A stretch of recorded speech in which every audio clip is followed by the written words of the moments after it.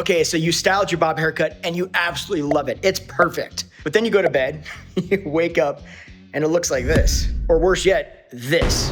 You wanna make sure that it looks good. So what do? Well, I've been a stylist for 30 years, learned a few different things, and I think I have the perfect way of sharing the tips that I've learned to help you get second, third, and fourth day hair. How about this? Ben, yeah. You know all those tips that I've shared with you about how to style your hair? You mean the ones I actually listen to? Okay, well that's none of them, probably. Why don't you, over the next 3 days, style your hair? You're not allowed to shampoo it. You're just allowed to next day hair, day 2, day 3, and day 4. And you're gonna share the tricks and tips that you use. Then I'm gonna watch the video and I'm gonna share with you whether or not I think you did a good job or not. And you better agree. Absolutely. And I forgot to tell you, I owe you a follow-up. I promised about 30 days ago that I would share about this little thing I was using to get a more accentuated jawline. We'll touch on that again today as well. Thanks, Blumene, for sponsoring this video. But let's see how she does. Yeah, we know. Okay, before we dive into the video, if you want to see the video on how we actually style Dionna's bob in the first place, where I share a lot of tricks and tips to getting a bob to look good on basically anybody, any bob, it works on everyone. I'll link that video actually in the description as well as the pinned comment. So that's our starting point. And now we're gonna move on to my second day hair is pretty easy, but inevitably whenever I take a shower, I always get my hair a little bit wet. So I quickly blow dry, usually the underneath, and just straight hair real quick. Okay, right off the bat, I think there is one thing that we want to chat about. There's kind of two schools of thought, right? So there's the school of thought that says that you should never blow dry your hair or use heat on your hair more than like a few times a week or every at least 3 or 4 days. And you know, there's stylists that believe that. And I think in a perfect world, yes, ideally, if you can get your hair to be cold style and get the look that you want the next day, for sure do that. But I think for many of us, you're likely gonna need some sort of heat to manipulate it. And you just have to balance out. Is it worth that little tiny bit of potential extra damage to get a look and always feel good about the way you look?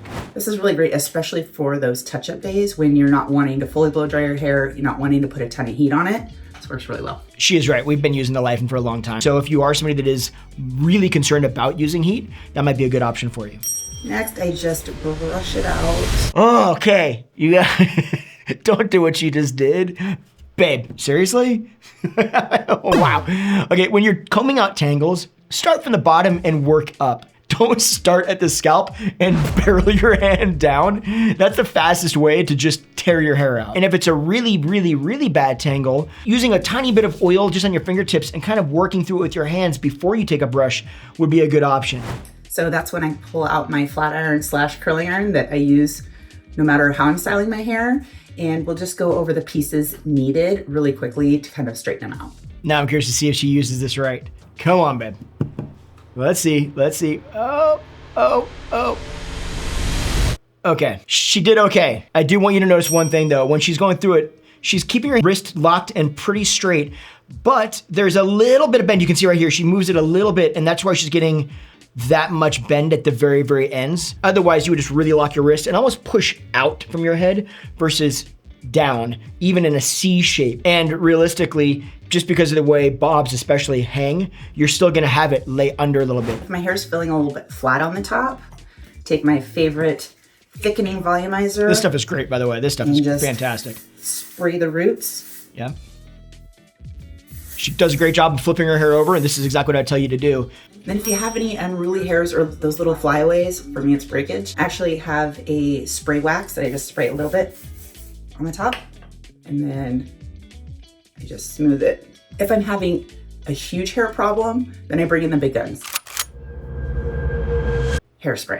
But I save that if my hair's being all sorts of crazy. I almost stopped that there to say wax can work well, but a hairspray will actually work better to be more controlling. So, well done, babe. Good job. Also, if you're wanting a little bit more height, instead of spraying your hair and turning it into a helmet, instead lift your hair, spray. Lift your hair, spray. And it kind of helps keep the volume up. I didn't teach her that. Well played. And that's a spot on routine for drying your hair or restyling your hair the second day. Now you can see what it looked like after day 2. So what happens the next day? Or what if your hair looks a little bit crazier? Well, let's see what Dionna does now. So again, first thing that I do after I get out of the shower, inevitably a little bit of my hair is wet, usually underneath, usually around the hairline. So I'll blow dry. Can we first just stop and just be like, if anybody ever thinks that my wife is fake in any way, shape, or form, or what she shares online is fake,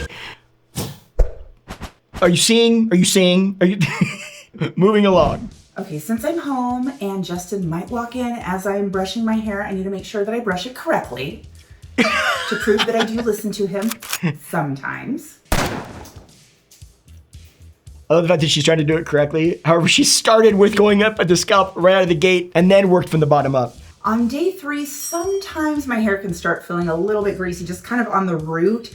Dry shampoo is my friend. I love Batiste, and I concentrate this at the roots. What you might not recognize here is it's more than just concentrating it at the roots. What she's actually doing is concentrating it in the areas that she typically feels the most oil and in the areas that she's trying to maximize volume. Wherever you're trying to get volume, that's where you use dry shampoo. So I did an entire video where I broke down 5 of the most popular dry shampoos, both shampoos that are actually meant to just make your hair feel clean, as well as the ones that are meant to make your hair actually get volume, and they're can be used kind of as a styling aid. So if you want to check that video out, I'm gonna make sure I go ahead and link that in the description as well. But choosing the right dry shampoo is definitely key. This is an important part too, is actually working that dry shampoo in a little bit after you spray it or apply it. If I'm wanting a really blunt bob, like sharp lines, then I'll pull out my flat iron and just run it through just the very ends to get that sharp line back. And I like to go over it slow, so I only go over it once. So I used to be the girl that would go and here and here and here, and I believe that's when the damage happens. So if I can go over a little bit slower and just do one pass, there's less damage, less time that your hair is under heat. It's almost like she does listen. That is absolutely the truth. People go real slow over the mid shaft, and then when they get just right at the ends, they kind of go through it really fast. It doesn't quite look right. It doesn't look as smooth as you want it to look, and you don't know why. It's because those ends aren't polished. Once those ends get polished, now it feels good. At least that's what Justin told me. Told you. But what I sometimes like to do on day 3 is kind of mix up my part a little bit. So this is typically where I part it. Day 3, if I'm losing a little bit of height, I'll part it over just a little bit more. And so you get that extra little bit of height in the front. If you can see that. It's a great tip. That's exactly right. Sorry, I gotta stop this here because there's one other thing that I don't know if you're gonna notice here, but if I flip this back, right here is kind of a good view of it. Another thing she's doing here, she tucks one side behind her ear. Now that might seem small, but that's actually quite important. If you look right here, this whole area doesn't have a lot of volume. And that immediately, especially as being pinned in right here, makes this part right here actually look like there's a little bit more volume. So hair is an optical illusion. Anytime you can create less volume here, you're gonna look like you've got more volume up here.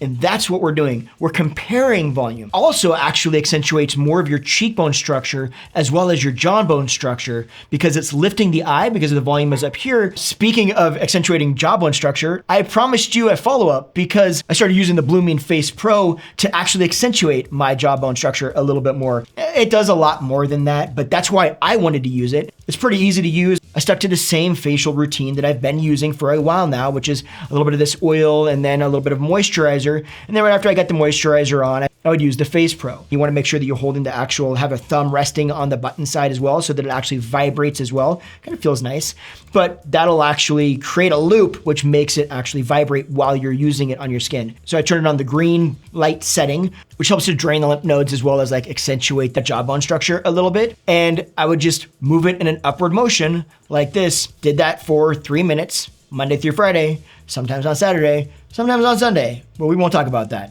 Now they did send me out a 2.0 version of this, which I just started to use. Now the 2.0 is supposed to improve skin tightness and reduce puffiness more than the 1.0. As well as there's a warmth on the anti-aging setting. So it improves the blood flow and the oxygen to the skin. It has some benefits over the 1.0. So I'm very curious to see if this changes anything now moving forward using it for another 30 days. So I'm curious, what do you think? Do you see a difference or not? So normally this is actually $300, but if you wanna learn more or check it out, they're offering a discount to you. So you can actually get it for $150. And in fact, if you use the code Justin, you can actually get an additional $50 off. So you can save $200, get it for $100. But I will say that's only for the first 100 people. So yeah, don't wait around. And you get a free ebook face tightening secrets. And the thing that I actually really like is the flat out fact that it's no results, no worries. You just get a full refund. So I would say, yeah, if you're interested, that would be the way to check it out. I do like to go in a little bit of oil, just like one little pump, and I actually rub it all in my hands. I don't just rub it right here. And then I kind of just concentrate on the ends.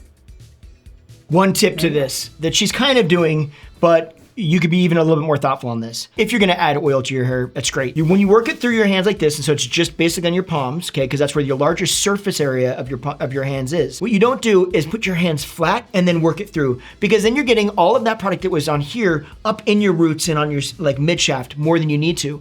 Whereas if you just do this, and now you work that product in like this, because of the way your hand's shape, your scalp is like this, it keeps your palm up off of your scalp, so it doesn't have the ability to get into your scalp. Now, once you work that through all your fingers and everything on the outsides and on the insides, you can't control as easily where that hair is going, especially if you're working your hands through your hair. So doing this and then working it through the ends was just gonna make sure that it applies the remainder of that product primarily to the mid shafts and not so much to the roots of your hair, which could cause more problems than solutions. But otherwise, you're doing great, babe, I promise. You're killing it.